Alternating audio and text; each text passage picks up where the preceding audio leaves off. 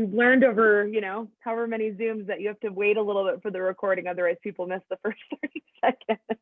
Hello, everyone. My name is Claire Smallwood. I am the co-founder and executive director of SheJumps. I am super honored to be here tonight and introducing this amazing online event that we're doing with Gaia GPS Navigation 101. If once I was lost, now I am found. This is the key to adventure across the board. And we all carry these little mini computers in our pockets.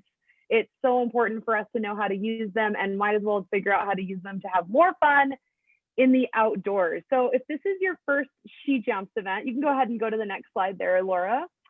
If this is your first SheJumps event, maybe you are a little bit curious about what SheJumps is. So our whole mission and vision is just to get women and girls outside. And we mean that in the most gender expansive of terms. So if you identify with the women's community, we want you here.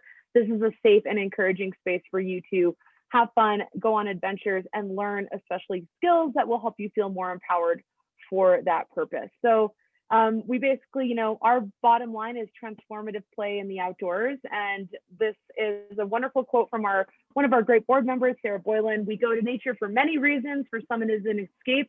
For others, a place to feel humbled and inspired. It is a place for sitting and reflecting, a place to wonder and fill our minds with awe. For many of us, nature offers a place to feel challenged and empowered, digging deep into our abilities and bumping up against our insecurities.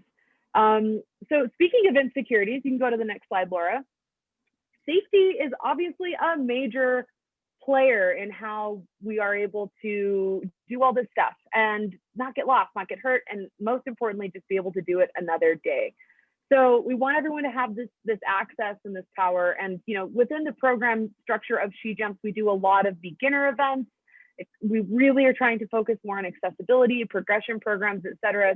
But above all else, in order to do all this stuff successfully, you have to plan and prepare properly. And this is going to make sure you have a positive experience. So basically, the following tips and tricks from the wonderful people at Gaia GPS are going to help us prep for our next adventure, whether it's winter, summer, spring, or fall. And don't forget, we've got a Gaia coupon that we'll send out as in the follow-up email.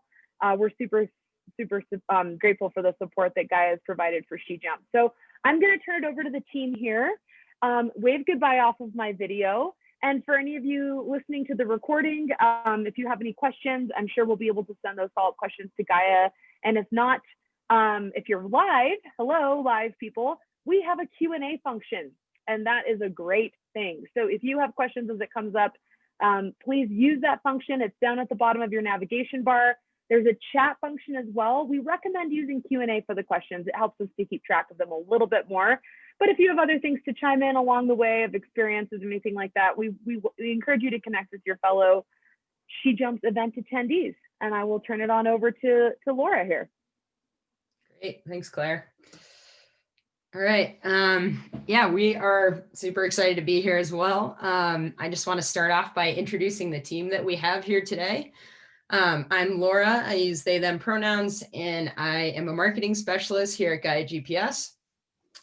I was lucky enough to start skiing pretty much right after I started walking. So I have lots of skiing experience. And in the last 3 years or so, I've been really diving more into Avalanche education. I have my Avalanche 1 class under my belt now, and I live in Denver, Colorado. So I get to do lots of practice in terms of reading and learning and getting out there and understanding the snowpack better. So yeah, I'll be running the webinar today, and I will pass it over to our support team here that will be answering some of your questions as we go. Melanie, do you want to go next? Sure. Hey, I am Melanie. I work on the support team here at Gaia GPS. I use she, her pronouns, and I live in Cleveland, Ohio, just outside in the Cuyahoga Valley National Park. And during my free time, I like to hike, backpack, and bike and explore new trails in the East Coast. Hey everyone, I'm Kristen. I use she, her pronouns, and I'm also on the customer support team here at Gaia GPS. So I'm based in the Catskill Mountains in New York State, and I am mostly a hiker and backpacker, and then I dabble in, climbing and cross-country skiing and kayaking and pretty much anything outside. I'll give it a try. Mary? Yeah, hi, my name's Mary Kokenauer, and I work in the marketing department at Gaia GPS. I'm basically do a lot of the writing and editing on our blog, and I host and produce our podcast, the Out and Back podcast. If you haven't heard it yet, you should give it a listen. It's got some pretty good stories in there. I live in Montana and like to backpack and hike and trail run and mountain bike and of course, backcountry ski. So, and I use she, her pronouns. Awesome. All right. So this is our team for today. So feel free to hit them with questions as we go through here. Okay. So before we get started, I just want everyone to know that I am not a trained or certified Avalanche education professional. I highly recommend that before anybody heads into the backcountry or avalanche terrain, that they seek out professional education, such as an Avalanche 1 class before you head out there. So please do save any sort of avalanche safety questions for those professionals. We are here more to talk about the tools that we can offer to support you. Of course, you can look to SheJumps. They provide many great avalanche education resources. You can also look into avalanche.org to find an avalanche class or find other resources there. So regardless of what we talk about today, it's always important to make your own decisions when you go into the backcountry. So it's really important that you pay attention to your own feeling and your own comfort. And then that's a really important place to start when you get out there. And so while the maps and tools at Gaia are useful for planning and for learning more about the terrain, it's also important to remember that these maps and tools do not serve as a replacement for education, but only a supplement. And that lastly, it's important to remember that planning is just one small piece of the puzzle when it comes to avalanche safety and research before you head out. Okay, so here's a quick overview of what we're going to go through today. The first part of the webinar, we're going to talk about how to identify potential avalanche terrain using 3 different types of maps. We're going to look at topographic maps, slope angle, and satellite maps. We're also going to hop on GaiaGPS.com after, and I'm going to walk you through step by step on how to build your route using these different maps. And then once we go through all that, we're going to put everything into a folder and share it with a friend. So I think this is a really great place to start. Why should we plan ahead? And you'll see this quote from Bruce Tremper up here. He is a bit of a legend when it comes to avalanche education. He wrote the book, How to Stay Alive in Avalanche Territory. And in this quote, you'll see that he references terrain as being a steady and predictable friend, as opposed to weather or snowpack, where those elements are ever changing. Terrain is really more of a steady friend that we can depend on. So it's important to do planning before you head out, because you can get a better feel for the terrain that you're going to see once you get out there. It's a lot harder once you're in the trees or there's a snowstorm that comes in to know exactly what it is that's surrounding you. So if you can pick out things like cliffs ahead of time, you know what to avoid. Kind of in the same vein, if you can design your route before you head out, this is even better for helping you avoid some of these dangerous areas. With Gaia GPS, you can save your route to your phone and download your map in the app before you get out, and you can actually track and see where you are along your route. So being able to really stay in touch with that route and check in as you go is a really helpful tool. Lastly, I think it's just a lot of fun to get to know the terrain that you're venturing into. You can seek out where the most snow is. You can find, dense, or you can find tree areas that you want to ski through. It's just a lot of fun to get to know the terrain around where you are, to find the kind of stuff that you want to ski. Okay, so let's jump into our maps here. So the first map we're going to talk about is topographic map. And topo maps are really great for getting to know a little bit more about your terrain before you go. One map that I really recommend is Gaia Topo. It's the base map that will pull up anytime you open GaiaGPS.com or open the app on your phone.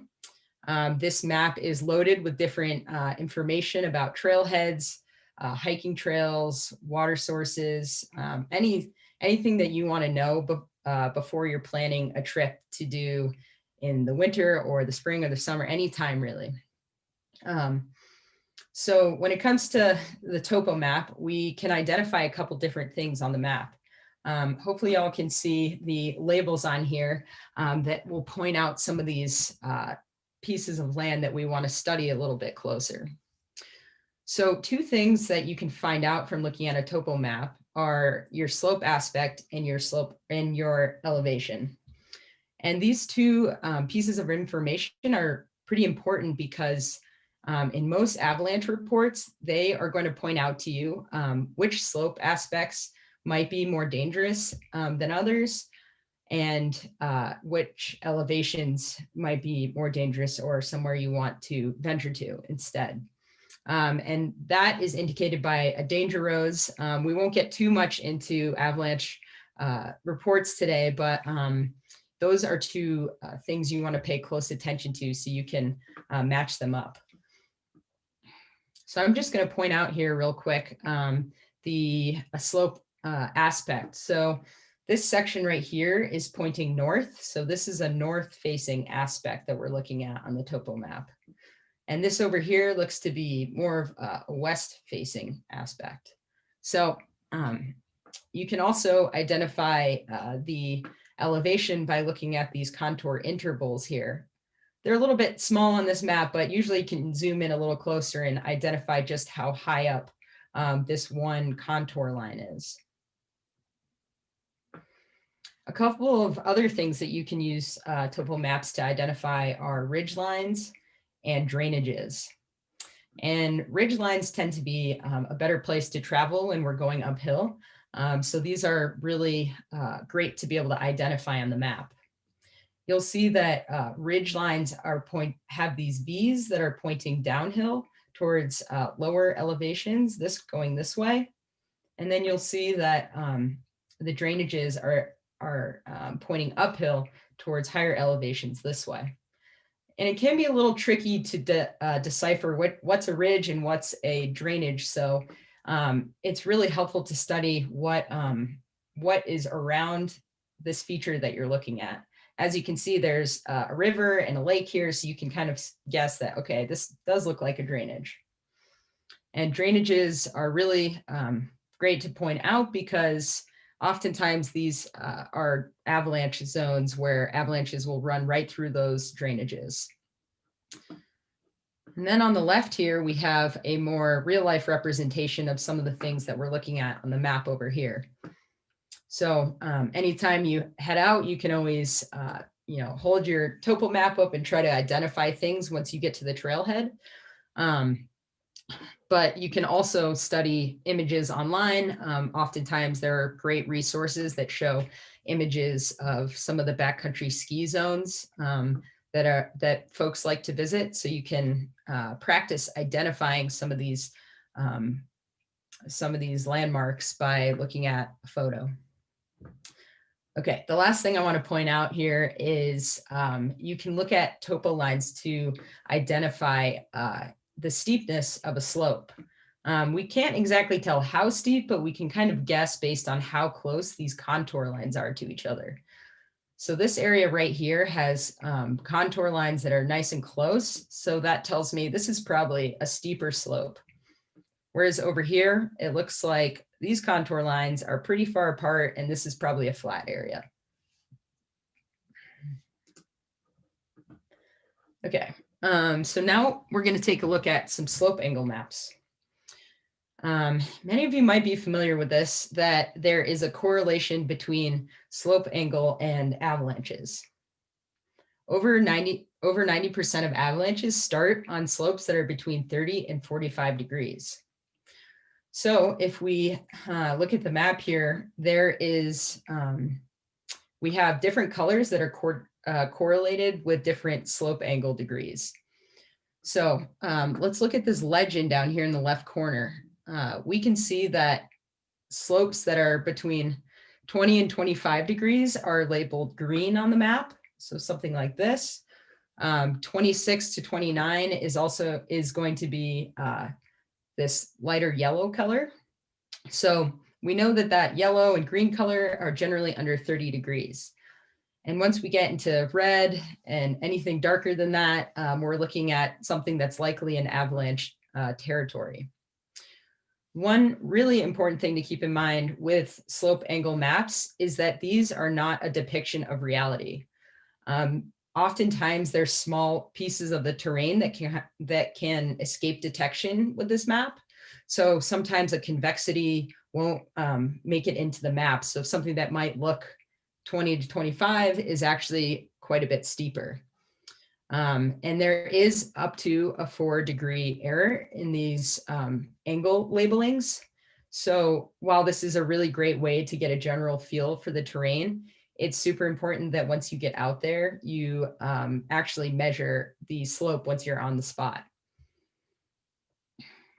And let's take a look at one of the labels that's on the map here. This area right here looks like a potential avalanche start zone. We see this pretty dark red labeling right here, which looks like it's in that sweet spot of 35 to 45 degrees. Possibly this could be a place where an avalanche might slide. And below it, we've got some pretty mellow terrain, actually, some below 25-degree terrain in green, a little bit more steep terrain here. But even though I'm seeing this mellow terrain, it's still really important to keep in mind what is above this terrain. Because if an avalanche slides here, it doesn't matter how mellow the terrain is down here. So anytime I'm using the slope angle map, I'm constantly checking in to see what's above me, what's below me, what's next to me, because no matter where you're traveling, there's always a potential for a terrain trap to be in one of the surrounding zones. And we will get back to this map once we start building our route, so we'll be able to really apply some of that knowledge. Okay. Here's our last map here. So this is a satellite map, which I'm sure most folks have seen before. These maps are great for getting just a little bit more of a picture of what your terrain looks like. It's kind of nice to make some guesses based on the slope angle map and then pull this map up and see if your guesses were correct. So up top here, we have a dense tree area. And generally, if you have these big, thick trees and there's so many trees that it's blocking potentially an avalanche path, or not blocking, but I don't see an avalanche path that comes through here, which is a good sign. But one thing that's really important to do is once you get out there, really assess the tree cover, assess the type of trees, make sure that this is indeed what we kind of guessed it was. Because sometimes it is hard to tell from these satellite imagery photos just how dense the trees are and what type of trees they are. So down here, I'm seeing something that looks like an avalanche path just based on the gap of trees that exists through this, what looks to be a gully. There's also this run out zone over here where it looks like that maybe some snow spilled out, knocked out a bunch of trees here. So it's possible there's a start path somewhere up here. And then down below, this might appear as like a nice flat area on the map, on a topo map, but we know that above us, it looks like there might be an avalanche slide path here. So just being able to really pick out some of these possible slide paths is a really useful way to use the satellite map. Okay, so now we get to, I think, what is the fun part. We are going to plan our trip. So where are we going? The area I chose is Flat Top Mountain in Rocky Mountain National Park. If you live in the Denver or even Colorado area, you're probably familiar with this area. If not, it's a place that has some options that are a little bit lower angles, and we'll take a look at that in a little bit. So what we're aiming for in planning this route is, first, we're going to start planning on GaiaGPS.com. And I always recommend planning on GaiaGPS.com because you can open it up on your big screen at home, and you can have your slippers on, you can have some snacks, and you can really just be comfy and cozy while you plan your trip. That way you're not trying to open up your phone without your gloves on when you're outside. And yeah, it just keeps you a little more comfortable. And then our main goal for the route that we're planning today is to avoid crossing on top of or under slopes that are steeper than 30 degrees. So we're really just going to attempt to avoid 30-degree plus slopes altogether. It's not always quite that simple, but we'll do our best here. Secondly, we're also going to try and avoid any terrain traps, anything that kind of gives us cause for concern. We're going to try and identify those areas as we plan, so we can really just steer clear of them once we get out there. Lastly, I'm hoping we'll be able to find some fresh snow out there. Colorado, like many other spots, are having a little bit lower snowpack so far, but I think there's still some snow out there that hopefully we'll find with this route. And then we're going to use the 3 different maps that we just went over, Gaia Topo, Slope Angle, and Satellite, to plan our route. Okay, so before we hop over to GaiaGPS.com, the one recommendation I would make is that everybody check the Avalanche report before you head out. This is an essential piece of the planning process, and that will give us a better idea of what aspects we want to look at, what elevation we're comfortable skiing at, and a lot of other helpful information. But as I mentioned, today we're not going to dive so much into the avalanche safety portion, so it's just important to remember that this is a piece of the planning process. Okay. All right, so let's start our planning.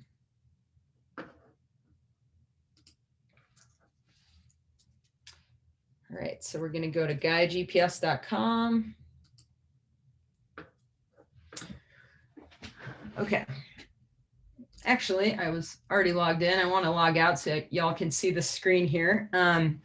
Yeah, as Claire mentioned at the beginning, we are so psyched to be joining up with SheJumps to be, getting everybody out into the backcountry a little bit more. And so we provided everybody at SheJumps with a 3-month free trial. So you can try out every single map in the map catalog, and you'll also have access to downloading maps with that free trial. So this is a really great way to just get familiar with the tools and get out and out of cell service and still be using all these great maps and tools that we have to offer.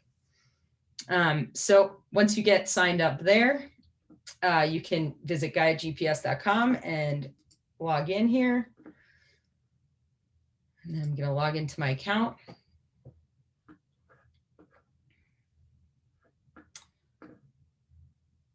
Let's see. Let's try that again. There we go. Okay. It looks like we're in Kansas right now, I believe. Okay. Anyway, so the first thing we're going to look at is our toolbar over here. I'm just going to introduce you to a couple of the different tools that we have access to on our main map here.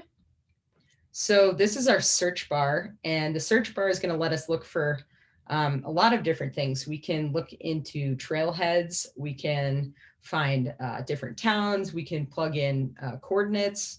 You can plug in pretty much anything you want to find in the search bar. And then in our toolbar over here, we have a couple of different icons.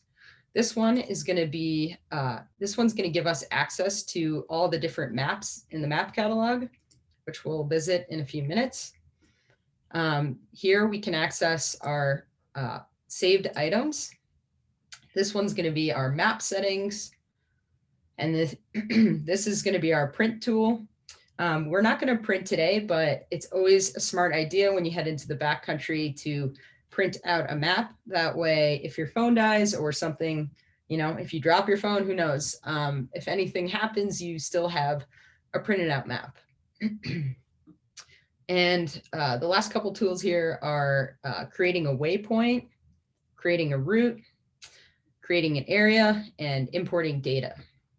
So the three that we are going to focus on are the maps, creating waypoint, and creating a route.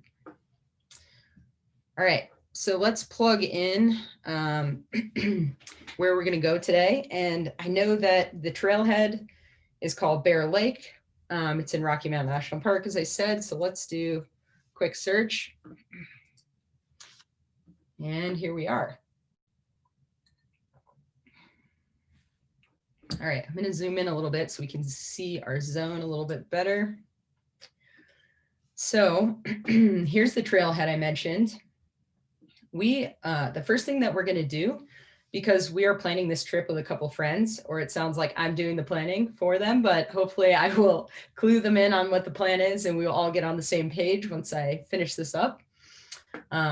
I do recommend planning alongside friends. If you can do a screen share, kind of like we're doing today. But back to the map. The first thing I'm going to do is I'm going to drop a waypoint so all of my friends know where we're going to meet up. So I'm going to click the waypoint icon over here. Here's my waypoint. I'm just going to drag that right over here into the parking lot. Okay, so this bar over here is going to let us customize our waypoint. So I'm going to label it parking lot.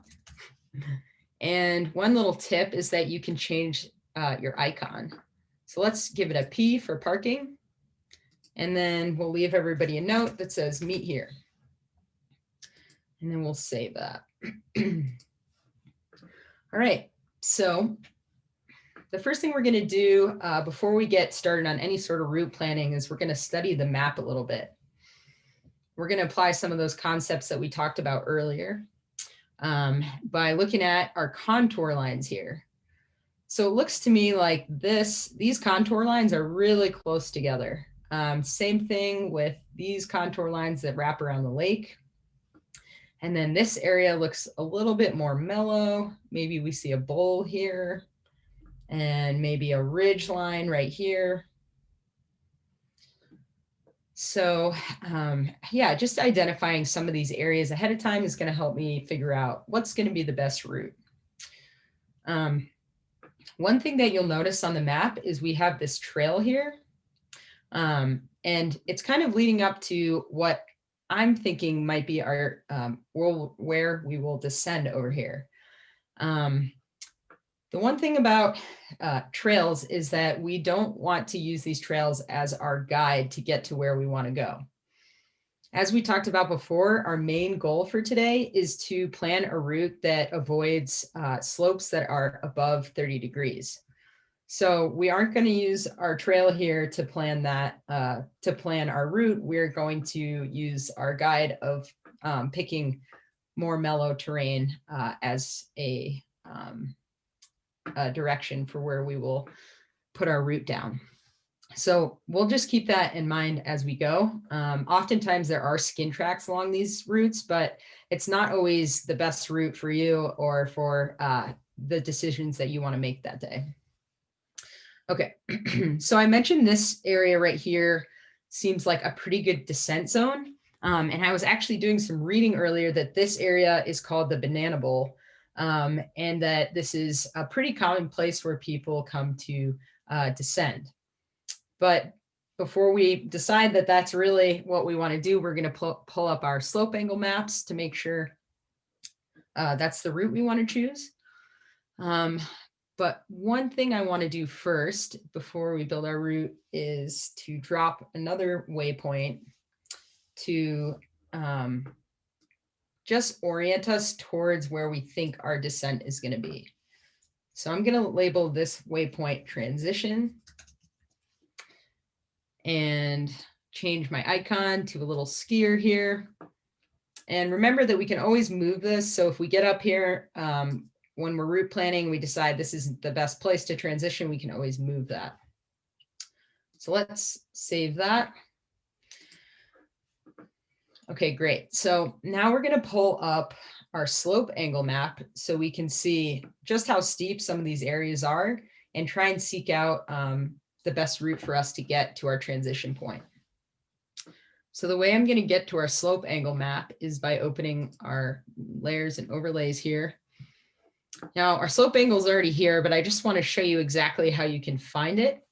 So if you go down to add map layers, we have a bunch of different folders that will house the different maps we have. And most of the snow/ski oriented maps are going to be nested under this feature and weather overlays. And everything's in alphabetical order. So all you need to do is scroll down to where it should be. And then to add a new map, you just click this green sign. We already have this one in here, so we'll just leave that as is. Okay, so this is actually a hidden layer right now. So what we're going to do is make this live by turning it on. Now I just want to bump this up so you can see this is at full opacity. You can see this is super dark shading here to show us the different slope angles. But one great thing to do when you're looking at multiple maps together is to turn that down so we can still see our contour lines while looking at our slope angle.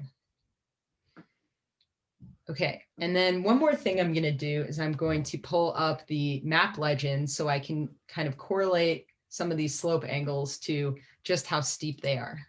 So I just need to click the layer, and then my slope angle map legend is down here. So let's just take a look at some of this territory that stands between us and the parking lot. So this area is the one that jumps out to me the most. It looks like we are dealing with some very much above 30-degree terrain, even in the 60+ degree range. So that tells me that this is likely a cliff band, same here, and then maybe there's some cliffs in here as well. So I can definitely say that the route I build is going to stay away from these cliffs and hopefully leave a little bit of room too, just in case. So I'm going to keep my eye on those areas. It also looks like this looks a little bit steep here. This looks like it's kind of going into that above 30-degree terrain area. So I'll keep an eye on that. I can also see that our descent does look pretty good in terms of having some terrain that's below 30 degrees. There's lots of 20 to 25, but there are still patches that look like, well, I probably don't want to venture near this. It looks like it's above 30 degrees here, maybe here as well.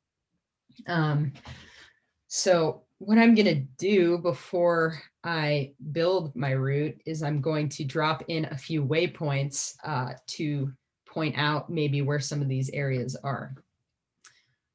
I'm actually going to move our transition point a little bit. It does seem like it's resting on something that could be above 30.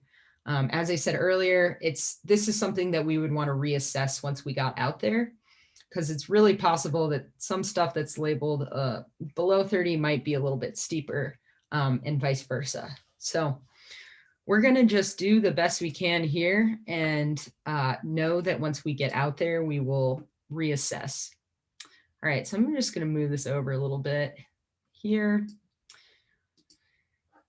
And then, as I mentioned, I'm going to mark some of these other dangerous areas that I want to avoid by dropping a couple other waypoints in. So let's put a waypoint here to avoid this area. I'm just going to say check slope angle, because as we're approaching this area on the skin track, we'll probably be able to see the slope a little bit better. All right, let's change our waypoint to this. Okay, great. I think I'm going to add one more waypoint in here quickly to just remind myself. So when I'm traveling in my descent, I have these little markers on my map to remind me. All right. Great. Okay. Now, one more thing I'm going to do before I start building my route is I'm going to look at one more map, and that's going to be the satellite map. So let's turn that all the way up. And this is going to get us a better idea of what kind of tree cover we're looking at in the area. So it does look like most of this is very heavily wooded, just based on this satellite map imagery. Now, I remember this area was somewhat steep, or it looked pretty steep. So something I'm actually going to do is bump our slope angle map to be on top of our satellite map so we can see just how steep some of this tree area is. Now, as I mentioned earlier, when we were looking at satellite maps, it does look like this area is pretty dense with trees. But because I don't know exactly how dense it is, if that is an area I want to travel in, I'm going to create a route that really just goes around the steep area. And same with this area over here. Super heavily wooded, it looks like, but I'm not totally sure. So let's just steer clear of these two spots. Okay. Now, let's start building our route. So the way that you start building a route is you select your route icon over here. And we can label our route. Let's call it Bear Lake to Banana Bowl. And as you can see, there is an elevation graph here that's going to show us what our elevation profile looks like once we build our route. And then we'll also be able to see the totals of our ascent, descent, and then see our max elevation and minimum elevation. The last thing we need to decide before we start building our route is our routing mode. And we're not cycling or driving today. The hiking routing mode is going to snap any sort of route that we build to a trail. So this is really great for planning a hike, usually in the summer, because you do want to be right along the trail. But as we talked about earlier, we are not using the trail as our guide today. We are just going to be looking to circumnavigate any sort of steep terrain above 30 degrees. So let's pick straight line, which will let us do a freeform line. Okay, so to start building our route, we're just going to start clicking. So we're going to start in the parking lot. And once we are ready to put another point down, I just click again. Okay, so now we're just going to kind of mosey our way up this terrain. It looks like this is pretty relatively mellow terrain. So we're going to just swing all the way up here around the steep bit that we identified and make our way towards this ridge line that we identified earlier. Okay, so now we're going to start climbing our way up the ridge line. You can see here that our ascent so far is 600 feet, so we've still got some more climbing to do. I'm just going to carefully build the line through here. And I'm starting to create some switchbacks here just to make it a little bit easier on our legs as we head up the ridge line. All right. We are really trying to steer clear of this cliff zone over here too. Okay. All right, so let's make our way to this transition area. And we'll finish our point here. as I said, once we get up into this area, when we're in the field, we're gonna check and see if this is a skiable area to see if there's snow here to ski. And we will also be checking to see what these slope angles look like in the field and if this route is in fact the one that we want to take. Okay, so it looks like our ascent is about 1,400 feet, which for me, I think that is a great amount of elevation gain. My legs will burn, but I won't be suffering too much. And then our max elevation looks like around 11,000 feet. Everything looks good. Let's save our route. Okay, so we've got our approach here, and now it's time to plan our descent. So let's create another route, and let's call it Banana Bowl Descent. And we're going to do the same thing we did with our last route. Let's make this a straight line route. And I'm going to do my best to be careful of some of these steeper areas. This could be a potential concern right here. So we're going to remember we put a label on it. We'll check it out when we get there. So let's build our descent now. Here, here. Let's get around that little red zone there. Back down to this more flat area. Cool. Okay. Well, so this descent looks like it's almost 700 feet, which I'm pretty happy with. We might even get some more descent as we make our way back to the skin track. So let's keep building this descent.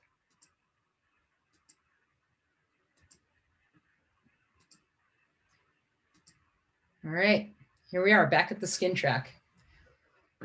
One thing I'm going to do, these colors are very similar, so let's just switch that color over to green. So we know that's our descent, and I'm going to save it. Okay, great. So we have planned our meeting spot, our approach up the ridge line. We've labeled our transition, a couple of areas to be wary of, and marked where we hope we'll be able to descend. Now that we've got all of our points on the map, we will add our points into a folder so we can share these with our friends. So let's go up here next to my name. And first thing we're going to do is we'll move our routes into a new folder. So let's select our 2 routes that we just built, file them to a folder. So we're going to create a new folder. I did that kind of fast. So just click this button to create a new folder. And then we'll label it Bear Lake to Banana Bowl. Create folder. All right, so our folder is here. And now we'll just select this to file our routes into the folder. Cool, so our 2 items have been moved. Now let's add our waypoints. Okay, today is the 20th, so we'll start with this parking lot. Just to make sure we get all of our points that we put on the map. And to select all of these, I'm just going to hit Shift on my keyboard and click the top one, and we'll select all of them. All right, file these to a folder. Here it is right here. Awesome. Everything's in there. All right, now we're going to go look at that folder so we can grab the link for it and send it off to our buds. Okay, looks like everything made it in there. We've got our total trip stats listed out here. And there's a couple of ways you can share with a friend. You can use this share folder field right here where you can just plug in their email. One way I like to do it is I like to just text the link to my friends. So I'm going to toggle this folder onto public so anyone can access it. And then I'm going to grab a link here, just copy this and send it off to my friends. All right, we did it. We went through all of the maps that we want to use to plan our trip. we actually went and planned the trip, and now we have this awesome folder to use from now and for any other time we want to come back here. That is going to conclude the webinar, or at least the teaching portion, and we have a few minutes now for questions. If somebody from the Gaia team wants to open up some of those questions. I assume some folks have been asking questions as we go. Yeah. Laura, here's a few questions for you. And some of these things you did end up going over in the presentation, but I think a recap, might be good for everyone to help remember. Sure. So one of the questions was, if you're planning a route where you're traveling uphill on a fire road that has avalanche terrain on the uphill side, what are some of the things you would look for on the maps to, just help you decide how much avalanche danger there is there? So yeah, I think the first map I would look to is that slope angle map to see, yeah, maybe you are familiar with that fire road and you just have an idea, oh, maybe it's steep, but I don't know how steep. You can use that slope angle map to really identify, is it over 30 degrees? And then from there, you can, once you get to the fire road, assess if what you identified on the map is actually what's reality. Thanks, Laura. It looks like we also have some questions coming in about just sharing your waypoints and your routes. And does somebody have to have Gaia GPS to view this, or could they import the GPX or KML file into a different app? Okay. Yeah. In order to view this folder, you will need to have a Gaia GPS account. And please feel free, any of the support folks, to jump in here in case we need it. But yeah, in order to really view these files, you'll want to have a Gaia GPS account. But in terms of, yeah, using GaiaGPS.com, you can view those maps. You can view the base map without needing that account to log in. And then you can also export, you can export as a GPX or a KML file in order to share it with your friend in that way as well. Yeah, but just a note, if you're exporting a GPX file, that'll export your route and your waypoints, and your friend could import that into something else like a Garmin watch. However, it's not going to have the Gaia GPS maps. Those don't export, and they're only available within, GaiaGPS.com or the app. Thanks for that clarification. Hey, Laura, we have another question here that says, it looks like at the beginning of this route, you're traveling below a slope that might be steep enough to avalanche. How did you decide how far away to be from that slope? Yeah, this is, that's a tough question. I think I did my best to identify in the map what I thought was a good distance, but I think once I'm out there, that's when I would probably know a little bit better how far to be. But I think, yeah, I think this is probably a better question for someone if you want to know like the exact distance, that could be a great question to ask in like an avalanche class or something like that. But Mary, please feel free to chime in if you have any input on that as well. Yeah, I think when you're making a route like you did, you pick what you believe to be well away from the avalanche starting zone and the run out.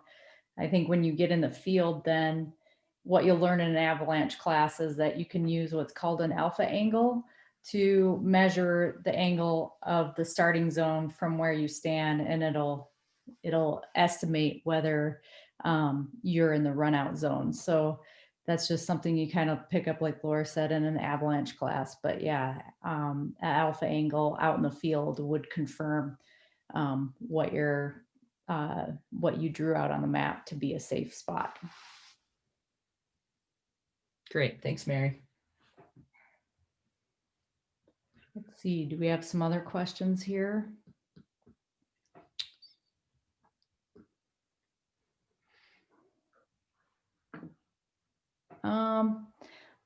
One other thing I might add to this, we were talking about slope aspect in the very beginning, you know, that maybe in some cases you might want to ski a north facing slope or a south facing slope, just depending upon what the avalanche danger is or where the good snow is.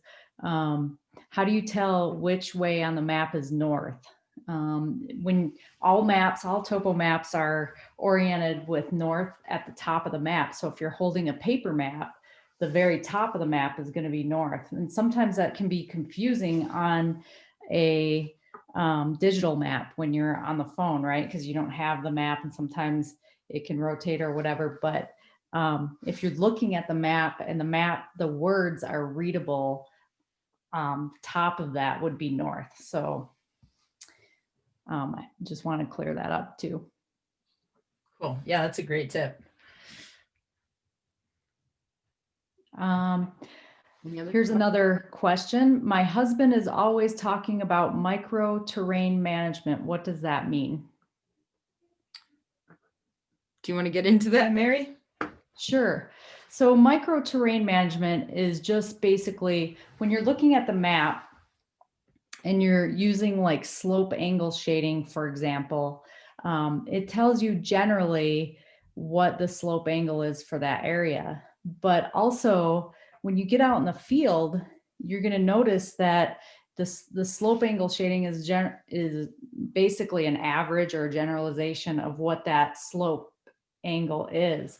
But when you get out in the field, you're going to see that conditions where that doesn't exactly match what's on the map. So an area that might have a 30-degree zone, you know, you could go up to the top of the ridge and the wind could be blowing and it could be creating a pillow of snow that's actually making that portion of the slope like 38 degrees or 40 degrees just by the loading of the snow. Or you might have an area where the contour lines are like more 40 degrees or 40 feet apart. And then you'll get to an area and you'll see that there's actually a 10 or 12 foot cliff in there and it's impassable, even though it doesn't look very steep there. It's just because you can't see this micro terrain on the map. And so you need to kind of manage that by actually trusting your observations in the field and using the map as kind of a tool or guide to help you visualize it before you get out there. But micro terrain management really happens in the field. Does that answer your question? I'm watching the chat comments here. Thank you. Okay, great. Nice. Yeah, one thing I did want to point out, by the way, great answer, Mary. Thanks for filling that in. But one thing I wanted to point out is that in order to get this onto your phone, as long as you have this route on your account on GaiaGPS.com, it will sync up with your app. But you should make sure if you want to bring the maps with you into the backcountry and offline out of cell service, that you go and download your maps within the app first. So make sure that you do that because you don't want to be left without a map. Maybe we might be able to link an article on how to do that in the chat here. But I know I didn't dive into that as much, so I just wanted to clarify.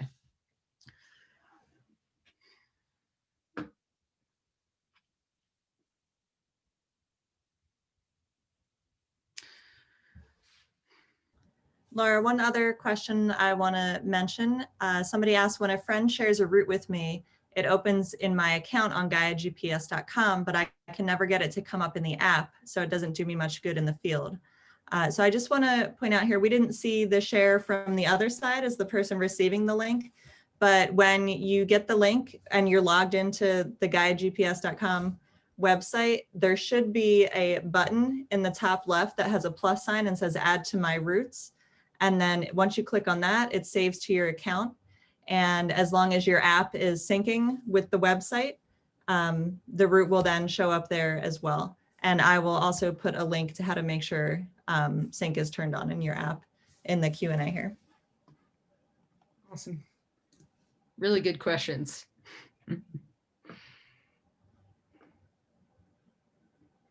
I see that someone asked for a more advanced navigation course.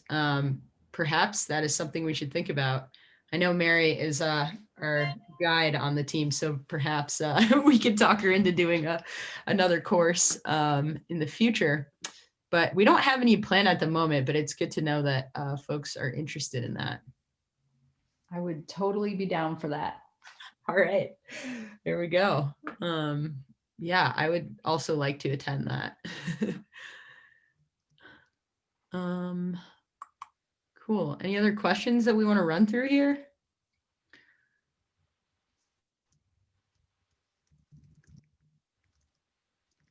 I think we can just make sure that our support questions get answered, but yeah, were there any other like reoccurring questions that happened throughout?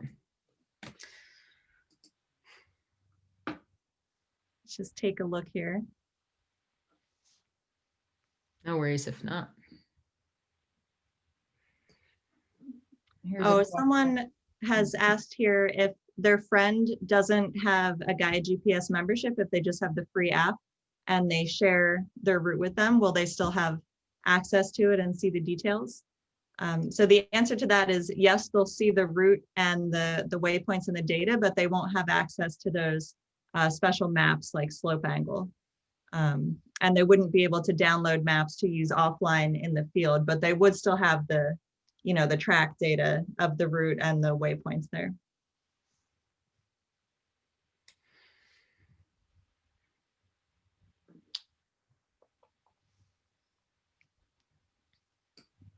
I think there are some pretty good support questions here. Maybe Melanie and Kristen can help. How accurate can we anticipate Gaia GPS is when you're traveling in airplane mode? I think it's as accurate as it could be in cell service. Maybe the support people would know more about that. I'll jump in really quick. This is Melanie. Sorry, let me turn my video back on. Yeah, so with the GPS accuracy, the GPS chip in your phone doesn't require an internet connection, so it's going to be just as accurate online as it is offline. That being said, depending on your device or phone, accuracy can really differ, but airplane mode will not affect that accuracy.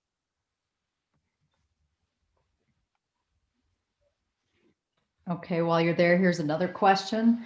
If you're doing a loop trail, can you lay two routes adjacent to one another? Sure. Right? Yes. Yes. Unfortunately, there's not an automatic way to like do a return trip. Like when you're creating a route, there's not like an automatic way to just like do a return on that loop, but you can lay like two tracks basically like side by side or on top of each other for that return trip. And is there a way to get back part of a recording that you cropped out? Do you guys know the answer to that? Unfortunately, if you've already cropped it out, you can't get back that bit of the recording. Oh, and I see another question here. Tips for conserving battery in the cold. Boy, we have a whole article on this, don't we, Laura?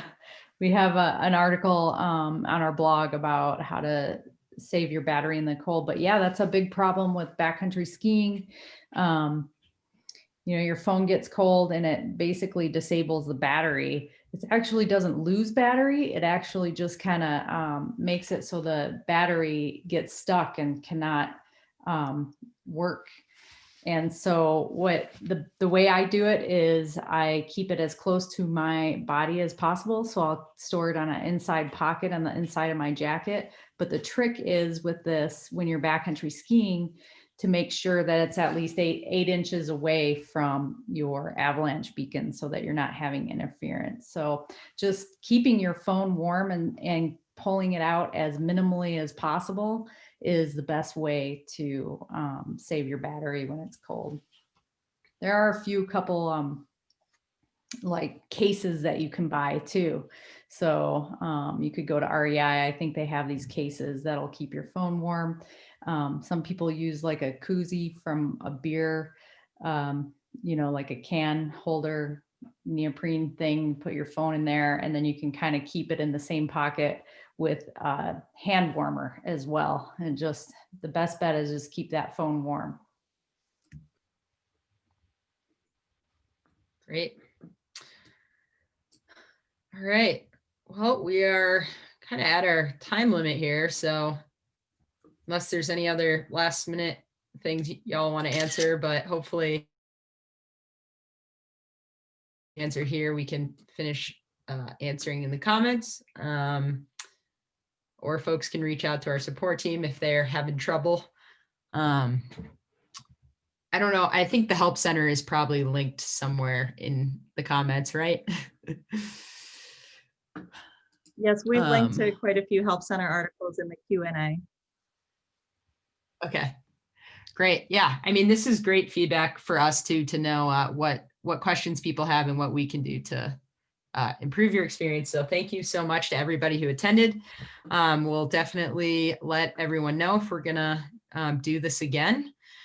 And we hope you'll join us. But yeah, thanks so much for attending, and we'll see you next time.